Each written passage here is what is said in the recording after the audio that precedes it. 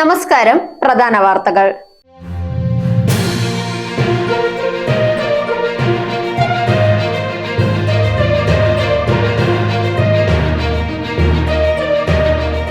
തനിക്കുള്ളത് മുഖ്യമന്ത്രിയുടെയും party സെക്രട്ടറിയുടെയും അതേ നിലപാട്. ഉപതെരഞ്ഞെടുപ്പിൽ പാർട്ടിക്ക് തിരിച്ചടി ഉണ്ടായിട്ടില്ല. പി.കെ. ശ്രീമതി.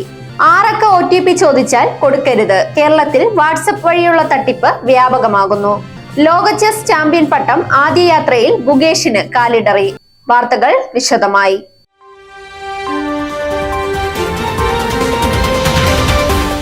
ഉപതെരഞ്ഞെടുപ്പിൽ പാർട്ടിക്ക് തിരിച്ചടി ഉണ്ടായിട്ടില്ലെന്ന് പി.കെ. ശ്രീമതി. ചേലക്കരയിൽ പ്രതീക്ഷിച്ച വിജയമുണ്ടായി.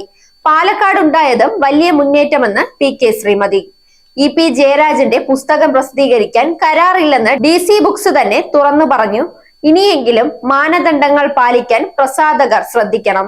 തിരഞ്ഞെടുപ്പ് ദിവസം തന്നെ പുസ്തകവുമായി ബന്ധപ്പെട്ട വിവാദമുണ്ടായത് ഗൂഢാലോചനയാണോ എന്നറിയില്ല. മുഖ്യമന്ത്രിയുടെയും പാർട്ടി സെക്രട്ടറിയുടെയും നിലപാടാണ് തനിക്കുമുള്ളതെന്ന് പി.കെ. ശ്രീമതി കൂട്ടിച്ചേർത്തു.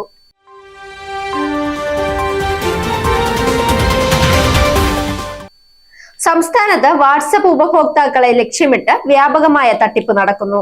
കയ്യിൽ പണമില്ലെന്നും അബദ്ധത്തിൽ അയച്ച 6 അക്ക OTP പിൻ അയച്ചു തരുമോ എന്നും ചോദിച്ചുള്ള സന്ദേശം വഴിയാണ് തട്ടിപ്പ് നടക്കുന്നത്.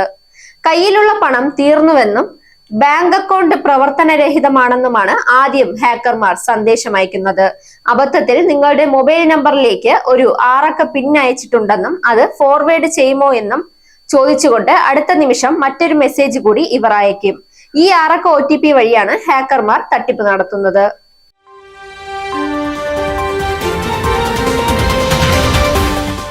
ഇനി കായിക വാർത്ത. ലോക ചെസ് ചാമ്പ്യൻഷിപ്പിന്റെ ഫൈനലിലെ ആദ്യ മത്സരത്തിൽ ഇന്ത്യൻ താരം D ഗുകേഷിന് തിരിച്ചടി.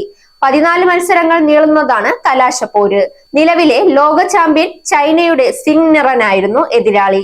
ഏഷ്യക്കാർ തമ്മിലുള്ള മത്സരം സിംഗപ്പൂരിലെ റിസോർട്ട് വേൾഡ് സെന്ററിലായിരുന്നു. ഇന്ത്യൻ ചെസ് ഇതിഹാസം വിശ്വനാഥൻ ആനന്ദ് 2001 തന്റെ ആദ്യത്തെ ലോക ചാമ്പ്യൻഷിപ്പ് വിജയത്തിൽ സ്വീകരിച്ച അതേ ആദ്യ നീക്കം തന്നെയായിരുന്നു ഗുകേഷും നടത്തിയത്. വെള്ളക്കരുക്കളുമായി കിങ് പോൺ ഫോർവേഡ് ഗെയിമാണ് ഗുകേഷ് പുറത്തെടുത്തത്. വാർത്തകൾ അവസാനിക്കുന്നു.